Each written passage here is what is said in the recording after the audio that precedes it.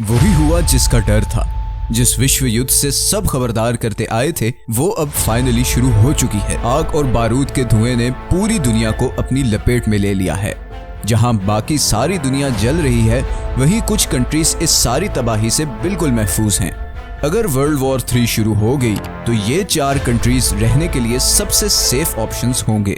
सबसे पहले आता है Switzerland. Switzerland France, Germany, Italy और ऑस्ट्रिया में घिरा हुआ एक छोटा सा लैंडलॉक्ड कंट्री है। स्विट्जरलैंड शायद दुनिया का सबसे न्यूट्रल कंट्री है। इतना न्यूट्रल कि पिछले 200 साल में स्विट्जरलैंड ने एक भी जंग नहीं लड़ी। इसने आखिरी जंग नेपोलियन के खिलाफ 1815 में लड़ी थी। यूरोप में होने के बावजूद स्विट्जरलैंड ना तो यूरोपीय यूनियन का मेंबर है और ना ही नेटो का हिस्सा है। स्विट्जरलैंड वर्ल्ड वॉर 3 में इतना सेफ कंट्री क्यों होगा? इसकी सबसे पहली वजह है स्विट्जरलैंड की जियोग्राफी। स्विट्जरलैंड को अगर हम 3 हिस्सों में डिवाइड करें तो साउथ में है स्विस एल्प्स, एक बहुत बड़ी माउंटेन रेंज जो इसे इटली और ऑस्ट्रिया से सेपरेट करती है। वेस्ट और नॉर्थ में जूरा माउंटेन रेंज है जो इसे फ्रांस से सेपरेट करती है।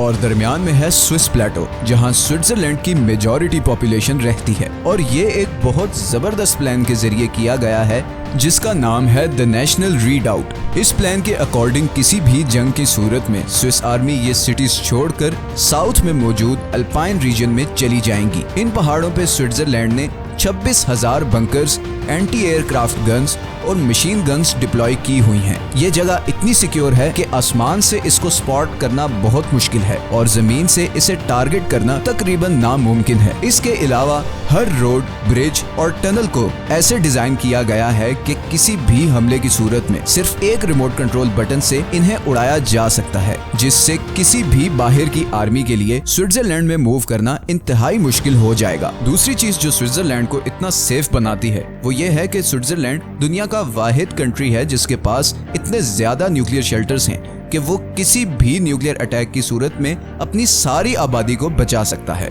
1978 के बाद स्विट्जरलैंड में ये लॉ बन चुका है कि हर रेजिडेंशियल बिल्डिंग में न्यूक्लियर शेल्टर जरूर होगा जो तकरीबन 12 मेगाटन का ब्लास्ट बर्दाश्त कर सके। स्विट्जरलैंड की न्यूक्लियर शेल्टर कैपेसिटी 114% है। मतलब सिर्फ अपने ही नहीं बल्कि बाहर से 14% और लोग भी आ जाएं तो ये शेल्टर उन्हें भी अकोमोडेट कर सकते हैं।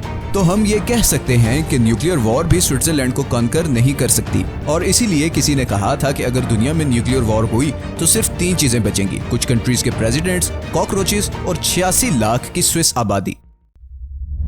दूसरे नंबर पे आता है फिजी। साउथ पैसिफिक ओशन में ऑस्ट्रेलिया से तकरीबन 1700 मील दूर ये है पैसिफिक ओशन का सबसे डेवलप्ड आइलैंड। खूबसूरत बीचेस और समुद्री खुराक से माला माल फिजी किसी भी ऐसे स्ट्रेटेजिकली इंपॉर्टेंट रिसोर्स से महरूम है जिससे ये दुनिया की सुपर पावर्स की नजर में आए। फिजी की कोई वॉर टाइम स्ट्रेटेजी भी नहीं है और इसके पास सिर्फ 6000 लोगों की आर्मी है। दूसरी चीज जो फिजी को सेफ बनाती है वो है इसकी डीप लोकेशन। ये एशिया, अमेरिका, यूरोप और अफ्रीका वगैरह से इतना दूर है कि बाकी दुनिया में होने वाली जंग के साइड इफेक्ट्स इस तक पहुंचेंगे ही नहीं। इवन अगर ऑस्ट्रेलिया पे भी हमला हो तब भी फिजी इतना दूर है कि इसे समुद्री रास्ते से कनकर करना कोई आसान काम नहीं, क्योंकि इसके आसपास 300 और आइलैंड्स हैं जिनको एक हैवी आर्मी के साथ क्रॉस करना इंतहाई मुश्किल काम है। फिजी की इकोनॉमी मेनली टूरिज्म और एग्रीकल्चर पर चलती है।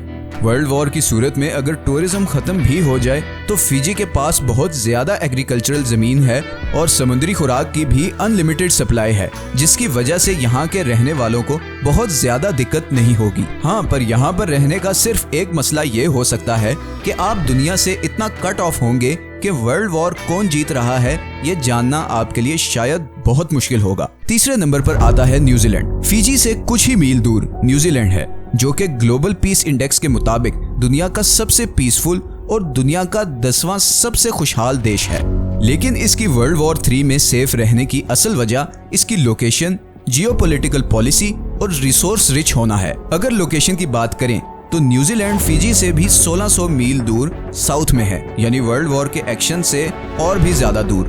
दूसरा, न्यूजीलैंड के साउथ में सदर्न एल्प्स की माउंटेन रेंज है जो किसी भी फॉरेन अटैक के अगेंस्ट उसे एक नेचुरल प्रोटेक्शन देती है। तीसरा, न्यूजीलैंड की पीसफुल फॉरेन पॉलिसी भी ये गारंटी करती है कि वो किसी भी वर्ल्ड वॉर का हिस्सा ना बने। और लास्टली, इंटरनेशनल जियोपॉलिटिक्स में कोई बहुत ज्यादा स्ट्रेटेजिक इंपॉर्टेंस ना होने की वजह से भी न्यूजीलैंड दुनिया के बाकी कंट्रीज के लिए कोई ऐसा प्राइज भी नहीं जिसको हासिल करने के लिए वो इतनी मुशक्कत उठाकर इस पे अटैक करें। और आखिरी नंबर पे आता है आइसलैंड। यूके और बाकी यूरोप से 1000 मील दूर ये है कुदरती रिसोर्सेज और खूबसूरत सीनरी से माला माल अटलांटिक ओशन का दूसरा सबसे बड़ा आइलैंड। आइसलैंड में दो चीजें हैं जो इसे किसी भी जंग की सूरत में एक इंतहाई सेफ कंट्री बनाती हैं। सबसे पहले तो इसकी लोकेशन है। ये यूके और बाकी यूरोपियन देशों से इतना दूर है कि डायरेक्ट वॉर की सूरत में इसकी तरफ किसी का ध्यान भी नहीं जाएगा।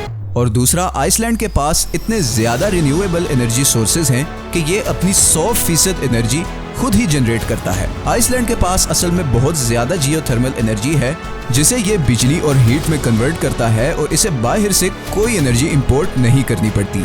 तो जहां बाकी कंट्रीज वर्ल्ड वॉर के दौरान एनर्जी क्राइसिस में घिरे होंगे, वहीं आइसलैंड को कोई खास फर्क नहीं पड़ेगा। इसके अलावा आइसलैंड के पास बहुत ज्यादा खाली जमीन भी है, बल्कि रीसेंट स्टैट्स के मुताबिक आइसलैंड में हर स्क्वायर किलोमीटर पर सिर्फ 8 लोग रहते हैं, जिसका मतलब है कि किसी भी वॉर की सूरत में बहुत सारे रेफ्यूजीज यहाँ समा सकते हैं। तो एनर्जी और खुराक की कमी ना होने की वजह से ये कंट्री भी वर्ल्ड वॉर की सूरत में बहुत आराम से और लंबे अरसे तक सरवाइव कर सकता है। अब आखिर में हम उम्मीद तो यही करते हैं कि दुनिया एक बार फिर वर्ल्ड वॉर वाली गलती नहीं दोहराएगी, जिसमें करोड़ों लोग जान से हाथ धो बैठे, इकोनॉमीज बर्बाद हो गई और बदले में कुछ हासिल भी नहीं हुआ। लेकिन मौजूदा हालात किसी और तरफ ही इशारा कर रहे हैं और जैसे कि वर्ल्ड वॉर 1 में हुआ था, उसको देखते हुए तो यही कहा जा सकता है कि all it takes is 1 bullet to start a world war. अगर आपको ये वीडियो अच्छी लगी है तो इसे लाइक और चैनल को सब्सक्राइब जरूर कर दें, क्योंकि हमने अभी बहुत से इंटरेस्टिंग टॉपिक्स पर वीडियोस बनानी है। तो आपकी सपोर्ट बहुत जरूरी है। अपनी सजेशंस नीचे कमेंट्स में जरूर दें। अपना ख्याल रखिएगा। मिलते हैं नेक्स्ट वीडियो में।